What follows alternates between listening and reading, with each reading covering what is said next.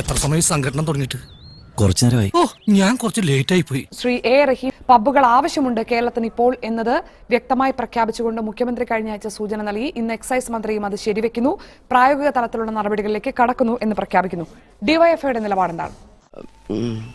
DYFI അതിനെ പൊതുവിൽ സ്വാഗതം ചെയ്യുകയാണ്. അത് ഈ കോണ്ടസ്റ്റിലാണ് സ്വാഗതം ചെയ്യുന്നത്.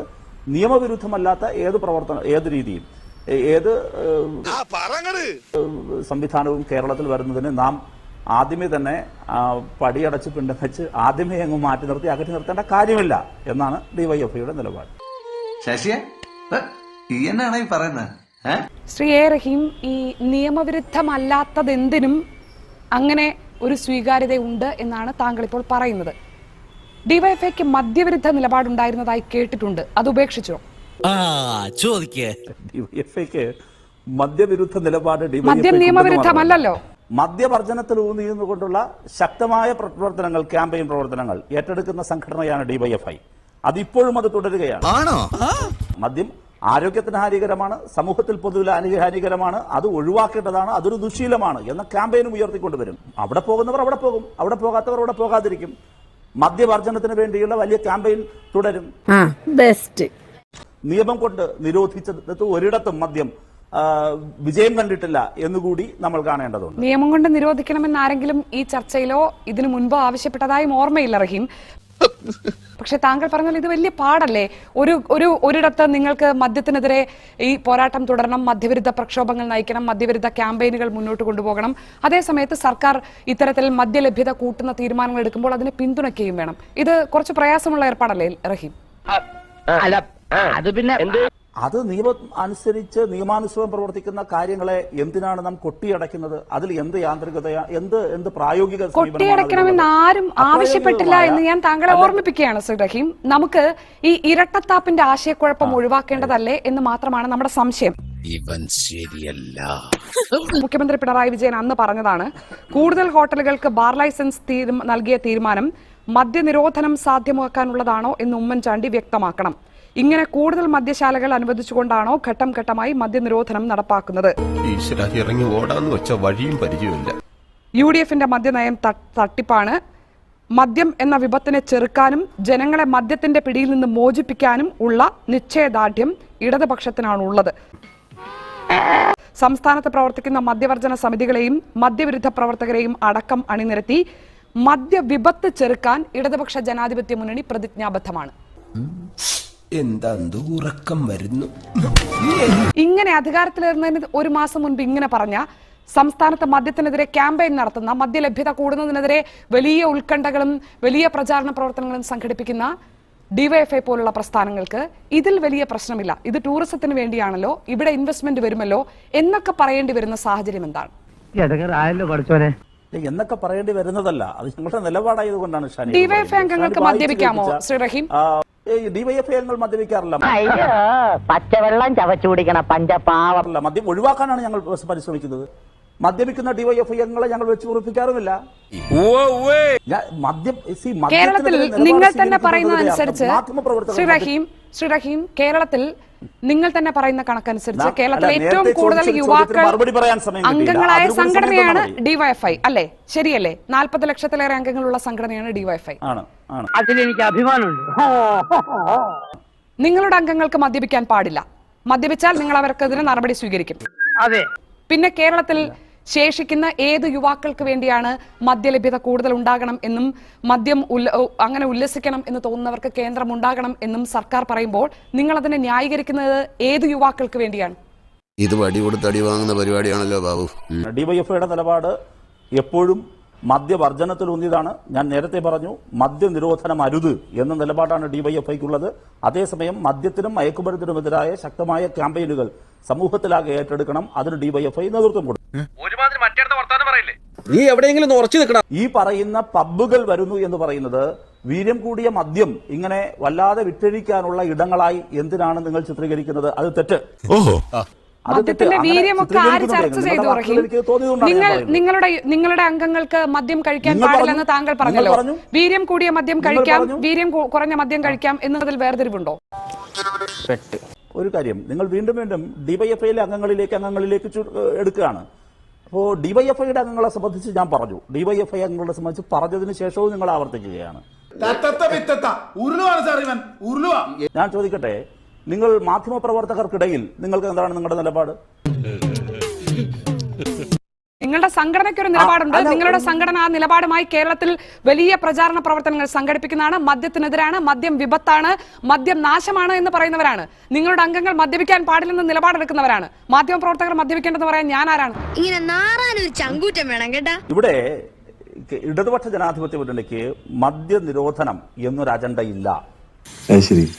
ഇതാണ് വളരെ കൃത്യമായ നിലപാട്. ഈ നിലപാടിൽ എന്തെങ്കിലും അവ്യക്തതയുണ്ടാകും എന്ന് ഞാൻ കരുതുന്നില്ല. ശ്രീ ഷംസുദ്ദീൻ, ഇവിടെ നമ്മൾ കാണേണ്ടത് ഇടതുപക്ഷം റഹീമിന്റെ വാദത്തിൽ ഒന്ന് UDF പോലെയല്ല LDF മദ്യനിരോധനമോ മദ്യവർജനമോ പറഞ്ഞിട്ടില്ല എന്നുള്ളതാണ്. കുഴപ്പമായ നീ എന്തിനാണ് പറയാൻ പോയത്? നമ്മൾ കഴിഞ്ഞ തെരഞ്ഞെടുപ്പിന്റെ LDF വരും, എല്ലാം ശരിയാകും എന്ന് പറഞ്ഞ പരസ്യത്തിൽ മുൻ MP ചലച്ചിത്ര താരം ഇന്നസെന്റും അതുപോലെ തന്നെ KPSC ലളിതയും കൂടി നടത്തുന്ന ഒരു പരസ്യമുണ്ട്. രണ്ടുപേരും നിന്നിട്ടാണ് പരസ്യം. കേരളത്തെ മദ്യവിമുക്തമാക്കാൻ പ്രതിജ്ഞാബദ്ധരാണ് LDF മുന്നണി. മദ്യത്തിന്റെ ഉപയോഗവും ലഭ്യതയും കുറയ്ക്കാൻ കർശനമായ നടപടികൾ എടുക്കും. കൂടാതെ മദ്യവരെ ബോധവൽക്കരിക്കാൻ സമഗ്രമായ പദ്ധതികളുമുണ്ട്. മദ്യനയം സുതാര്യമായിരിക്കും, അഴിമതിയില്ലാത്തതായി. അതുകൊണ്ട് നുണ പറയുന്നവരെ തിരിച്ചറിയുക. നിങ്ങളുടെ വോട്ട് LDF തന്നെ നൽകുക. UDFന്റെ മദ്യവർജനം തട്ടിപ്പാണ്. ഞങ്ങൾ വന്നാൽ യഥാർത്ഥ മദ്യവർജനം ഈ രാജ്യത്ത് നടപ്പാക്കുന്ന പറഞ്ഞത്. മദ്യവർജനം എന്ന് പറയുമ്പോൾ മദ്യത്തിന്റെ ലഭ്യത അതിലൊരു പ്രധാന ഘടകമാണ്. ഇഷ്ടംപോലെ മദ്യം ലഭ്യമാക്കി കൊടുത്തിട്ട് പിന്നെ മദ്യവർജനം എന്ന് പറയുന്നതിൽ എന്താ അർത്ഥമുള്ളത്? ഇപ്പോ പറയുന്നത് പബ്ബുകൾ കൂടി തുടങ്ങുമെന്നാണ്. ഇവിടെ റഹീമിന്റെ സംസാരം കേൾക്കുമ്പോൾ പബ്ബിന്റെ കൂടി ഏജന്റ് ആയിട്ടാണ് അദ്ദേഹം സംസാരിക്കുന്നത്. കാരണം പബ്ബ് അത്ര കുഴപ്പമുള്ളൊരു കാര്യമാണെന്ന് എനിക്ക് തോന്നുന്നില്ല. രാജ്യത്ത് എല്ലായിടത്തും ഉള്ളതല്ലേ, എന്താ നമുക്ക് വന്നാൽ? രാജ്യത്ത് എല്ലായിടത്തുള്ള പല കാര്യങ്ങളും ഉണ്ടെന്ന്, അതൊക്കെ കേരളത്തിൽ കൊണ്ടുവരാൻ പറ്റുമോ?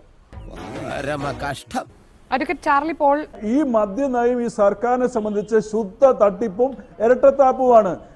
100% ഞാൻ യോജിക്കുന്നു. ലോകാരോഗ്യ സംഘടന പറഞ്ഞിട്ടുണ്ട്, മദ്യത്തിന്റെ ലഭ്യത കുറച്ചുകൊണ്ടുവരാതെ ഒരു കാരണവശാലും മദ്യവർജനം നടപ്പാക്കാൻ പറ്റില്ല. അതൊക്കെ നാട്ടുകാർക്ക് അറിയാവുന്ന കാര്യം അല്ലേ?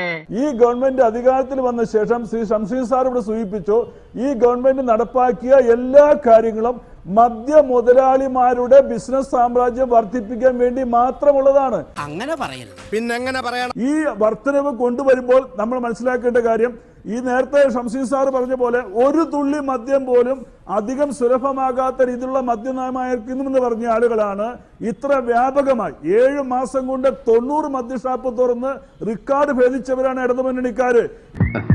വല്ലാതെ വേർക്കുന്നുണ്ടല്ലോ, ചൂടെടുക്കുന്നുണ്ടോ? ഈ മദ്യലഭ്യത വർദ്ധിപ്പിച്ചുകൊണ്ട് എങ്ങനെയാണ് മദ്യത്തിന്റെ ഉപയോഗം ഈ ചോദ്യമാണ് എന്റെ മുന്നിലുള്ള ചോദ്യം.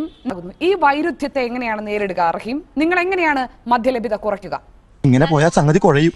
ഷാനി, വസ്തുതാപരമായി നമ്മൾ സംസാരിക്കണം. എന്തോ എങ്ങനെ? ഇവിടെ ഞാൻ IMAയുടെ പ്രതിനിധിയോട് ചോദിക്കാൻ ആഗ്രഹിക്കുന്ന ചോദ്യം, മദ്യം കൃത്യമായ അളവിലും ഗുണമേന്മയുള്ള മദ്യവും നേരത്തെ പറഞ്ഞതുപോലെ നിൽക്കുന്ന നിൽപ്പെല്ലാം വാങ്ങി അടിച്ചിട്ട് പോകുന്നതാണോ, ഈ പറയുന്നതാണോ? ഏതാണ് ആരോഗ്യത്തിന് കമ്പാരിറ്റീവ്ലി ആഘാതം കുറവും കൂടുതലും ഏൽപ്പിക്കുന്നത്? അദ്ദേഹം ഒന്ന് വിശദീകരിക്കണം. ഇവന് കുറച്ചു ബുദ്ധി ഉണ്ടായിരുന്നെങ്കിൽ മന്ദബുദ്ധി എന്നെങ്കിലും വിളിക്കായിരുന്നു. അതും ഇല്ലാതായി. ഡോക്ടർ സുൽഫി, ഒറ്റ മിനിറ്റ് തിരിച്ചു വരാം. അത് പെട്ടെന്ന് തന്നെ കഴിഞ്ഞു പോകുന്നതാണ് നല്ലത്. ഒരു മിനിറ്റ് ഡോക്ടർ സുൽഫി ചോദ്യം മറക്കുന്നതിന് മുമ്പ് അദ്ദേഹം അതിന് മറുപടി പറയുമല്ലോ. ശ്രീ റഹീം, ഇതൊരു നടക്ക് പോണ മാതിരില്ല. അതിന്റെ മറുപടി പറയാണ്, മദ്യം ഏത് തോതിലാണെങ്കിലും ഏത് ക്വാണ്ടിറ്റി ഉള്ളതാണെങ്കിലും തീർച്ചയായിട്ടും ആരോഗ്യത്തിന് ഹാനികരം തന്നെയാണ്. അതിന് യാതൊരു സംശയമില്ല. അത് ആരോഗ്യത്തിന് ഏത് തരത്തിലുള്ള മദ്യവും ഹാനികരം തന്നെയാണ്. നാം ഒരു കാര്യം കൂടി എനിക്ക് പറയേണ്ടതായിട്ടുണ്ട്. തീർച്ചയായിട്ടും മദ്യ ബാറുകളുടെ അളവ് കുറഞ്ഞിരുന്ന സമയത്ത് കേരളത്തിലുണ്ടായിരുന്ന റോഡ് ട്രാഫിക് ആക്സിഡന്റിന്റെ എണ്ണം ഗണ്യമായി കുറവായിരുന്നു എന്നുള്ളതിന് യാതൊരു സംശയവുമില്ല. അതിൽ സംശയമുണ്ടോ റഹീം? അതായത് ഈ അദ്ദേഹം പറഞ്ഞു, ഞാൻ ചോദിച്ച ചോദ്യത്തിലല്ല അദ്ദേഹം മറുപടി പറഞ്ഞത്. ഞാൻ ചോദിച്ചത് നിന്ന നിപ്പിന് ഈ ബിവറേജ് കോർപ്പറേഷൻ സാധനം വാങ്ങിയിട്ട് എങ്ങനെ കഴിച്ചാലും കുഴപ്പമാണ് എന്നൊരു ഡോക്ടർ വ്യക്തമായി പറഞ്ഞിട്ടും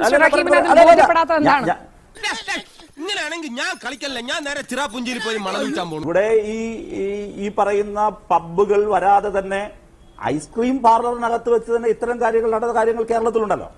ഐസ്ക്രീം പാർലറിലേക്ക് ക്ഷണിച്ചു വരുത്തി ഐസ്ക്രീം പാർലറിൽ വാണിഭ കേന്ദ്രമാക്കി മാറ്റിയ ചരിത്രമുള്ള നാടാണിത്. കേരളത്തിന്റെ ഇവിടെ വരുന്ന യഥാർത്ഥ പ്രശ്നം കേരളത്തിന്റെ റഹീം, അത്തരം വിഷയങ്ങളിലേക്ക് പോയാൽ പാർട്ടി ഓഫീസിനെ കുറിച്ച് പരാതി നൽകിയ താങ്കളുടെ സഹപ്രവർത്തകരെ കുറിച്ച് എനിക്ക് ഓർമ്മിപ്പിക്കേണ്ടി വരും. ശ്രീ റഹീം, ദയവ് ചെയ്ത് നമ്മുടെ വിഷയത്തിൽ ഒതുങ്ങി നിന്നാൽ നമുക്ക് തന്നെ നല്ലതാണ്. ഷംസുദ്ദീൻ പറഞ്ഞോളൂ. അത് നിങ്ങളുടെ ഗവൺമെന്റിന്റെ കാലത്താണ് ആരോപണങ്ങളൊക്കെ ഉയർന്നു വന്നത്. ആ നിങ്ങളുടെ ഗവൺമെന്റിന്റെ കാലത്ത് പോലീസാണ് അന്വേഷിച്ചത്. യാതൊരു വിധത്തിലുള്ള പ്രശ്നവും അതിൽ ഞങ്ങളുമായി ബന്ധപ്പെട്ട ആർക്കും ഉണ്ടായിട്ടില്ല. എന്നാൽ അങ്ങനെ പറയുമ്പോൾ പാർട്ടി ഓഫീസൊക്കെ അടച്ചുപൂട്ടേണ്ടി വരും. ഐസ്ക്രീം പാർലറിനെ കുറിച്ചാണല്ലോ പറഞ്ഞത്. എറണാകുളത്തെ പാർട്ടി ഓഫീസ് തൊട്ട് എന്നെ കൊണ്ട് പറയിക്കണ്ട, രാജ്യത്ത് ഒരുപാട് പാർട്ടി ഓഫീസുകൾ അടച്ചുപൂട്ടേണ്ടി വരും. ഇനി ഇവിടെ നിന്ന് അഴിവണ്ടാവാ, നമുക്ക് അങ്ങോട്ട് മാറിയിക്കാം. തൽക്കാലം ഇത്രയും മതി. വരട്ടെ.